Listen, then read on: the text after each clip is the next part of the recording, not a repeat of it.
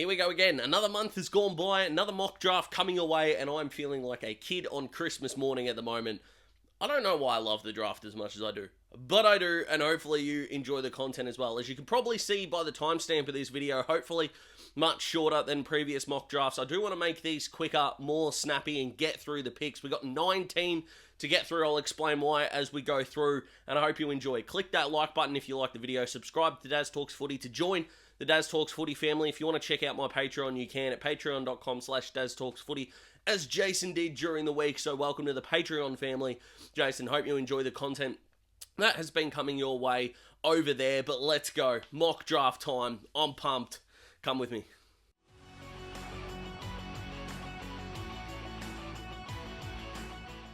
And here we are, back again, back in the chair. Feels weird down here, but let's get into it. Hawthorn, pick one, Harley Reid. I could just move on from here, but a quick, simple message to the AFL mainstream media. This kid is not Ablett, Martin, and Judd rolled into one. He's an 18-year-old kid learning the game. Stop putting the expectations on him. Now, of the three bad teams, I think Hawthorn and West Coast probably do take Harley at one, even though Hawthorn don't need a midfielder. North could probably look to trade it out. The last thing they need is another midfielder. But at this point in time, I'm going to say that whoever finishes last does take pick one, although Melbourne especially are going to come hard for the pick. But I'm not going to make this one too complicated. Harley Reid, Hawthorn, pick one. West Coast, pick two. I've got them taking the wizard, Nick Watson, at this point. It's not because he kicked 7 goals, 5, and had 20-odd disposals in a school footy game, although that sounds pretty nice. It's a simple fact that I think he, Liam Ryan, Jake Waterman, and Jamie Cripps fully fit is a forward line that you can get excited about. I don't think Jack Darling's at West Coast next year. I think Oscar Allen is a star and they need to keep him at all costs. There is an argument to be made. Do West Coast take a tall forward here if Darling goes? Probably something to consider for future mock drafts. However, Watson to the Eagles would get more people in the door and it would make for a more exciting front half. And if you're a bad team, you need to be able to score somehow. And there's no wonder Oscar Allen is being treated pretty much like a god in maybe a Victorian bias media, because he's the only one in that forward half who A, is healthy, and B, is playing well above expectations. I love Oscar Allen, he's a star. And I love West Coast taking Watson in this spot. Pick three, you might be thinking Gold Coast. Hang on, that doesn't make any sense. It does, because I think North bid on Jed Walter here, and Gold Coast have to match it. Now, in doing so, they'll have to swallow pick 9, so they won't have pick 9 in this spot. Now, I expect Gold Coast will trade pick 9, because there's no point getting it, for nothing, swallowing it for nothing.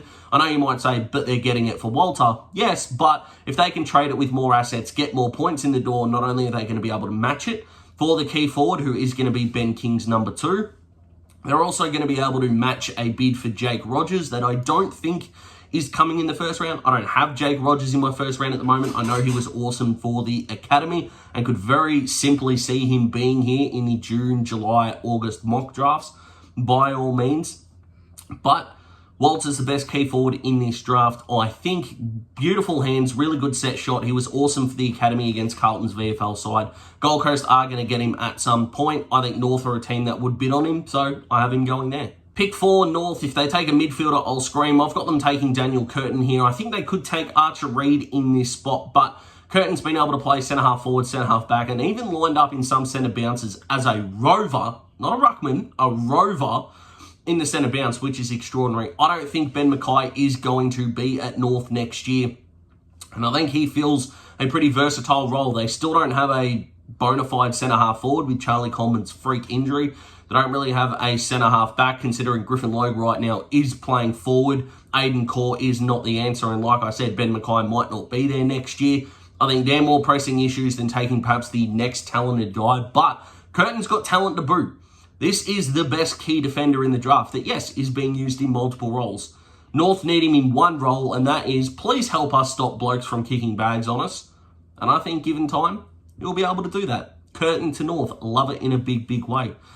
The Giants at 5, I've got them taking Ashton Moyer. I really hope I've pronounced that right. I think it was Wayno in the April mock draft who told me that I was mispronouncing his name, which, look, does happen from time to time, but his forward half footy IQ would work beautifully alongside the pressure forward that Jacob Constantine will be when he breaks into this Giant side. I think he's injured a bit at the moment. Toby Green can't do it himself, and don't worry, we'll address the next Jesse Hogan and Aaron Cadman tall forward now that Harry Himmelberg probably won't be there. And I kind of like the Giants are losing faith in Jake Riccardi in that system. Maybe Riccardi could work at a different club. Could he come to my Hawks?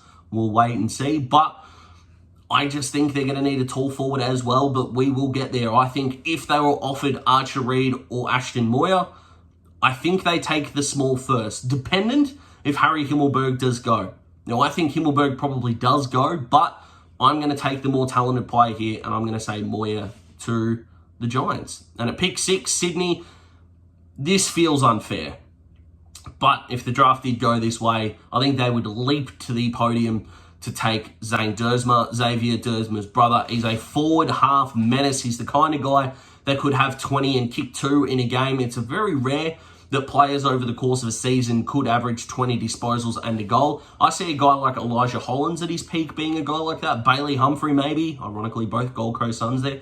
And I think Dersma can become that player as well. Now, he is playing deeper forward a little bit at the Northern Knights at times, but I can see him getting up the ground. And of course, the player that you're getting at 18 is not who they're going to be at 25. All right? So let's just look at what they are for the moment and what they could be. And for both those things would be a massive tick for the Swans. They don't need him to be a bona fide mid yet. They could use some forward half help in a post-Lance Franklin world in which Isaac Heaney is so inconsistent and not a superstar. Sorry. Will Hayward is Will Hayward. And Tom Papley's a star. You put in someone like a Zane Dersma in that forward half and you are looking pretty good.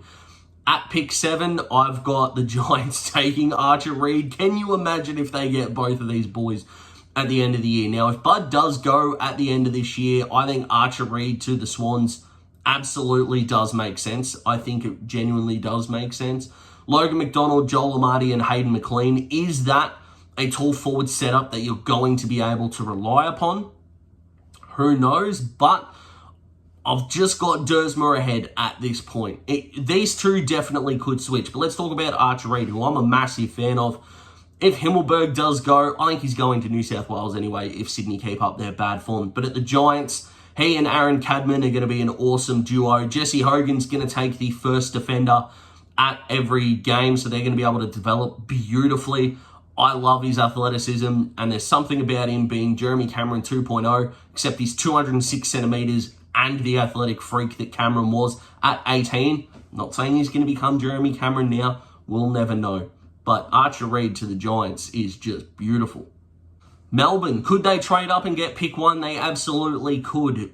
Did they try last year to trade up for Bailey Humphrey? They did. Don't sweat. There's another forward midfielder that you can mould into the beautiful thing that you want, and that is Nate Caddy, who I think they could definitely go for in 2 or 3 years' time after they've drafted him. If he has the potential that it looks like at under 18s level, he and Christian Petrarca are just going to rotate half forward flank, midfield, if the Ds want to open up their midfield rotation. Or if they don't, he could easily become a 20-1 player as he works his way up the ground and back and can finish on the scoreboard. He's not the finished product yet, but he's got a lot of tricks, and I love his footy IQ. He at Melbourne, if they don't trade up, if Melbourne can land this or Zane Dersma, they've almost won the first round already based on talent and positional need. It's just a great fit. I love it a lot. Nate Caddy to the Ds.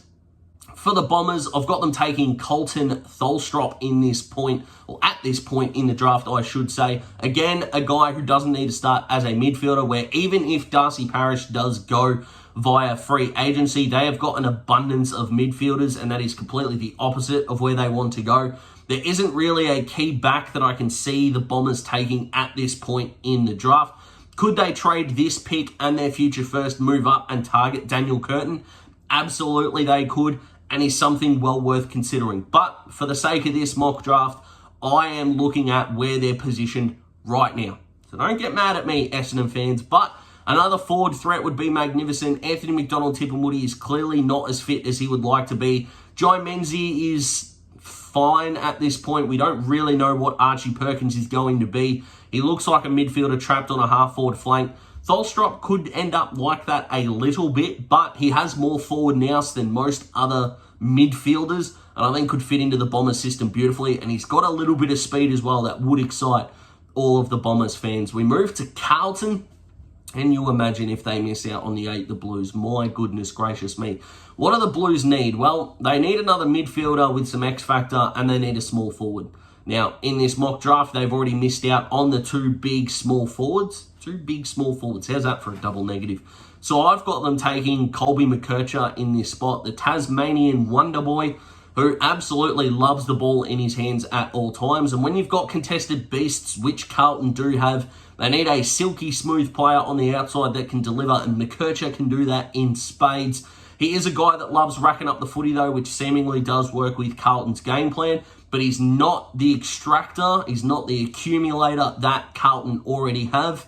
And if Ollie Hollands is going to be a wingman and Lockie Cowan is going to be a halfback flanker, then let's draft another position of need, and Colby fits that for the Blues. Adelaide, Kane McAuliffe seems to be the go, the South Australian, the local boy. Now, the Crows are an interesting one for mine. They could absolutely package this pick and their future first and try to move up in the draft, purely and simply because they are wanting best talent available, and they don't have that many list holes, do the Crows. But in this spot, McAuliffe would be nice. Yes, Laird and Dawson really are their 2 mids, but that third midfielder spot seemingly is on a rotation between Isaac Rankin, Josh Rochelle, but Sam Berry, Matt Crouch, Rory Sloane, these guys are either horrifically out of form or are not going to be in the team moving forward. And this young man can also rotate off a wing, maybe off a half-forward flank to start. But if you're relying, I should say, on pure talent, this young man has got it in spades. He loves the footy in his hands. He's got some nice agility as well. He's got some tricks that Crows fans would love. And let's be honest, this is the first time in quite a long time that a first-round pick at Adelaide doesn't need to play in round 1 because they are in the shit. They're absolutely not. Local lad, I love this pick.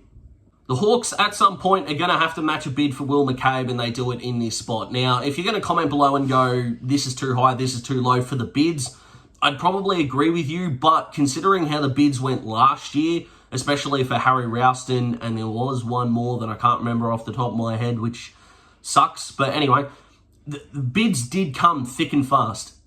It was the Hawthorn guy. Was it Cooper Vickery might have been for the Hawks? Anyway, let's move on. Will McCabe, Hawthorn at this spot, he is an amazing centre-half back, this kid. Now, Hawthorn, for some reason, don't play their key position players in the spot where they got drafted. James Sicily and Tim O'Brien were drafted as forwards, played down back. O'Brien, obviously, not at the club anymore. Jared Roughhead did play some full-back at the start, of course, became an amazing full-forward / midfielder at some points throughout his career. Even a guy like Blake Hardwick, not necessarily a tall, led the TAC Cup in goal kicking, is now a shutdown defender who finds plenty of the ball himself.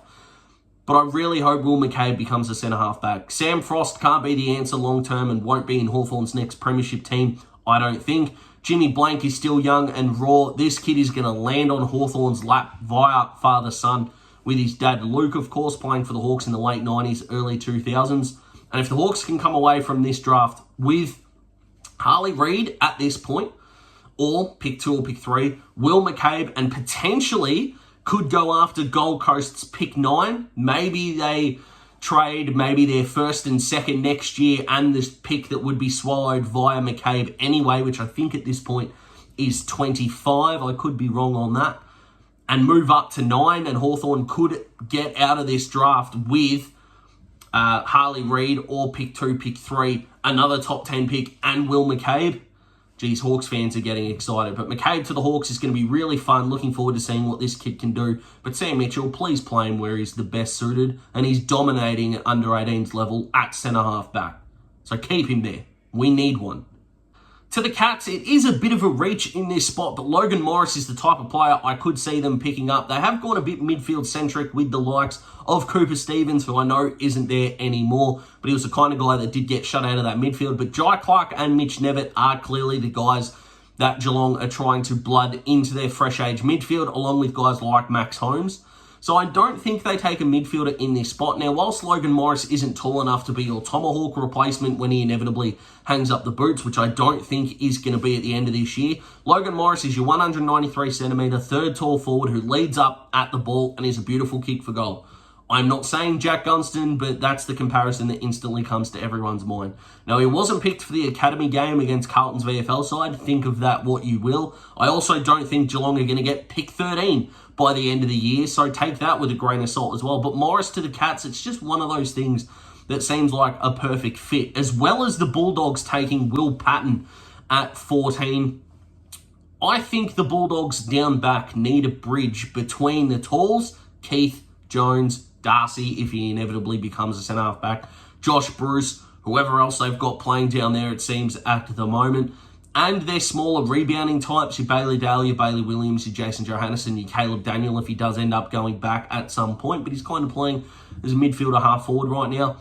Will Patton, for mine, you're going to be looking at sort of an Isaac Cumming type of player. He's really smart and he's got a lot of leadership qualities. And I do feel like at times Liam Jones has been the leader of that backline, which is a good thing, but he is a veteran. Getting some leadership down back with some youth, I think would be fantastic for the Bulldogs. This kid is a beautiful kick of the footy as well, and it is the kind of pick that Bevo would make, and he probably would play round 1, 2024, just because Bevo wants to see what he's got. One of the more underrated players in this draft, I reckon. I'm a big fan of this young kid. 15, Saints, they need a classy mid. Will Lorenz is the answer, in my opinion. The grandson of Hawthorn's first premiership captain, and I think the captain of their team of the century as well. Well, not I think, I know. Graham Arthur.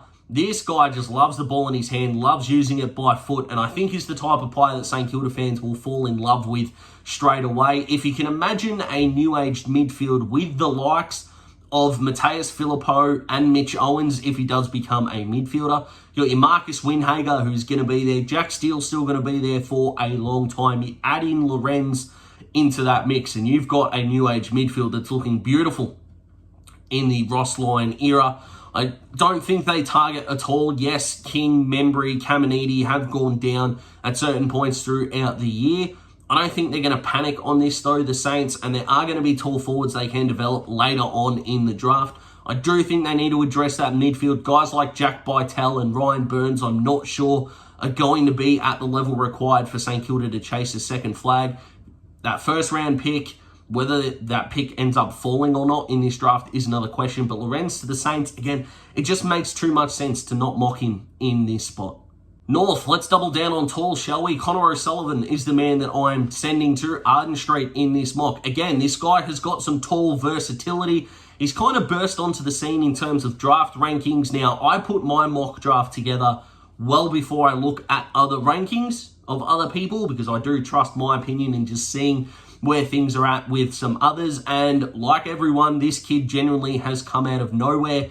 I love the versatility with his height. Where's his best position seems to be divided amongst people. I'll be honest, I haven't seen enough of him yet to definitively tell you I think he's going to be in AFL level yet. But if anyone's going to figure it out, Clarko can figure it out. North, please stop taking small players. If they can come out of this first round with Daniel Curtin and O'Sullivan, oof, that's a win for the Roos in a big, big way. Back to the Bulldogs. Jack Deline is the man that I've got heading to Footscray. They've already got Cody Wayman, I know. They've already got Arthur Jones, I know. They've already got Charlie Clark, I know. But I think this small forward is going to be something special. I still doubt the amount of pressure that's going to be in the Bulldogs forward half here, but X factor in the forward half is a good thing. I do think Deline is the kind of player that might go to Carlton at this point, but would that be a bit of a reach? Positional need? I'm not sure. But I do love the fact that the Dogs have got way too many talls in their forward line. So what I love is the fact if we can put as many smalls as we can around them, that can only be a good thing. Riley West isn't a small forward. We haven't seen a lot of Latham Vandermeer in the last 18 months. I like this fit for the Dogs. Could they potentially trade this pick back? Get some assets in the 20s and see who's around in terms of best available? Of course they can, but that's not the point of this mock draft. I like this kid. I like him a lot. I don't know how to pronounce this young man's last name because phylactides does sound like a laundry product and I don't want to get it wrong at this point, so I'm just going to go with NP to the D's here. Now, this guy is a speedy halfback who loves to run with the footy. And the reason why I think he works at Melbourne is because he is a quality and not a quantity type of player. Whereas Melbourne have already got enough guys that are in that 20, 25 plus disposal category. This kid could easily get you 15 to 20 disposals a game and seriously hurt you off the half-back line. He loves taking territory. He's a decent kick as well, and he's got some footy smarts as well. So I'm really sorry, Nathan, that I'm not 100% sure what your last name is, mate. I am a buyer of your stock, though, and geez, could you imagine someone of this quality, this rawness, this upside ending up at one of the best football clubs in the land? Danger signs. And what a first round this would be for the D's, of course. We're going to finish round one with Collingwood taking a ruckman. Yep, Mitchell Edwards in this spot for the Pies is just a beautiful, beautiful thing, in my opinion. Yes, Darcy Cameron and Mason Cox, when they've played, have been very good, but their lack of ruck depth has been shown. The mid-season draft might affect who I've got going to the Pies at this spot, but he is the best ruckman in the draft. He did beat out, I think it was Jackson Broadbent, for the ruck roles at Peel. I could be wrong on that. Or Harry Barnett. It was one of those two at that spot. He's the best ruckman in the draft. Collingwood need one. Do I need to say more? But that's it, guys, for the mock draft. Comment below. Let me know what you think. Shorter mock draft, which I hope you enjoy. I'll see you in the next video. Join patreon.com/DazTalksFooty for exclusive articles and videos. Goodbye.